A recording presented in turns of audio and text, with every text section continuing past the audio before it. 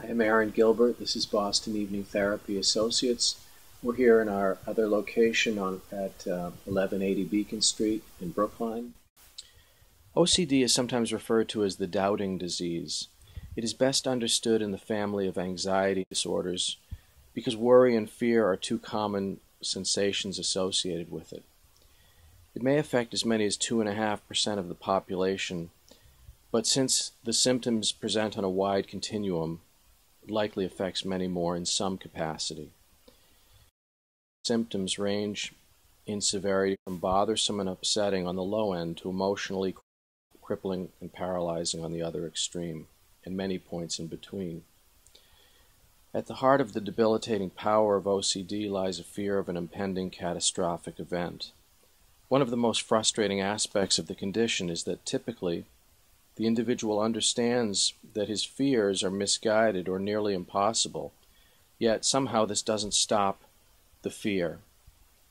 The repetitive cycle of tortured and intrusive thoughts, followed by a set of compulsive efforts to mitigate the imagined threat, ensues and repeats.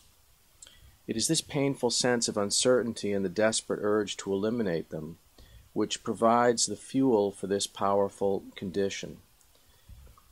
As the name suggests, the primary movers in OCD are obsessions and compulsions. Obsessions are persistent, unwanted thoughts, feelings, or impulses which cause excessive doubt, worry, or anxiety. Compulsions are behaviors performed in the hope of relieving this anxiety.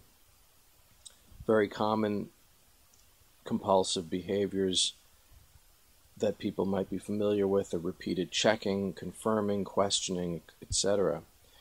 Sometimes they may be imbued with an almost magical capacity to ease or avert feared occurrences. OCD is clearly a difficult and painful condition. The good news is that it is highly treatable with the proper course of action.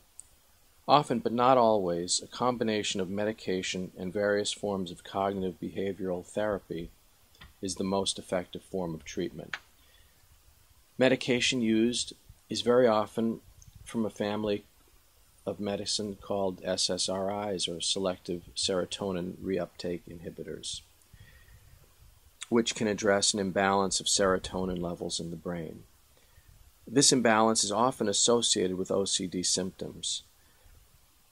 Cognitive behavioral therapy, in its most direct form, helps the patient to identify and actively challenge destructive beliefs they harbor and to work over time and in a supportive and safe environment to restructure these thoughts. In another form of CBT called exposure and response prevention, or ERP, the patient is asked to face the unreasonable fears very directly in order to necessitate learning other ways to deal with the obsessive thoughts rather than seeking the very temporary relief offered by the familiar compulsive behaviors. This approach is easy to learn but requires a high level of commitment and asks the patient to face painful fears very directly.